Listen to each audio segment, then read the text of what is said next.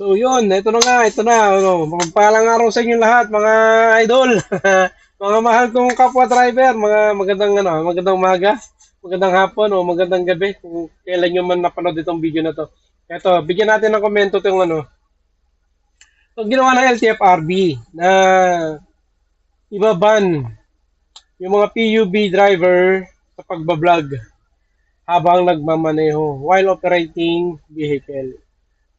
Wala naman tayong pagtatalunan doon sa batas na bawal magmaneho na gumagamit ng cellphone.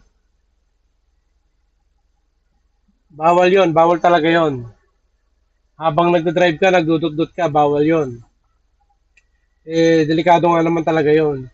Pero sa tingin ko, itong ginagawa ng LTFRB tungkol sa mga PUV driver na to, na ipabawal nila sa pagbablog, napaka-unfair nun, napaka-unfair. PUV driver lang ba ang may camera sa sasakyan? PUV driver lang ba ang mga nagbablog? Di ba ang daming motor rider? Ang daming mga nag-grab, nagbablog din. Bakit ang PUV lang pinag-iinitan? Bakit yung PUV lang ang huhulihin nila? At ibaban pa, di ba? Tatanggalan pa ng prangkisa pagka malala. Di ba napaka-unfair naman ng ano bang klaseng batas yan ng LTFRB? Yung gusto nila ipatupad.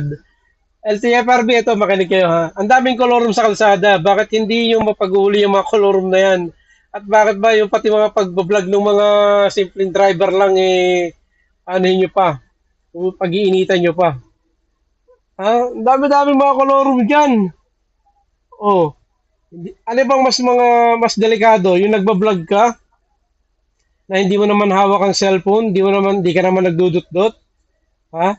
O kung naka-live ka man, hindi mo naman binabasa yung mga comment, hindi ka naman nagre-react doon sa live mo. Basta naka-live lang siya, nakatutok lang siya sa kalsada. Wala,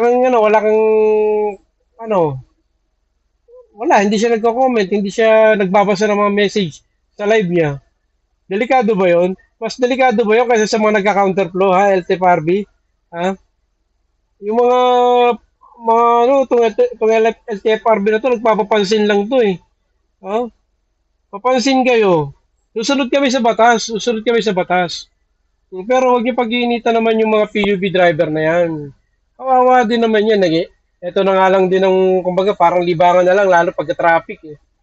Pero hindi naman ibig sabihin na kami ay magse-cellphone, magdudot-dot habang nagmamaneho. Sa totoo lang, ayan, yung mga lalamove, mga move it, habang nagmumotor nga yan, nakikita namin, nagdudut-dut eh. Di ba? Di ba dapat doon kayo mag-focus? Hindi sa pagbablog, hindi sa pagla-live ng PUB driver, huwag kayong ganyan. Napaka-unfair nyo, LTFRB. Oh, ayan, kakadikit nyo sa presidente nyo. Nawala na rin pati sarili yung pag-iisip. Nako, ayos-ayusin nyo yan, ha? Ayos-ayusin nyo. Kami, law-abiding citizen kami. Marunong kami sumunod sa batas. Basta nasa tama lang. Basta nasa tama lang. Susunod kami sa batas. Yun lang naman, LTFRB. Sana makarating sa inyo.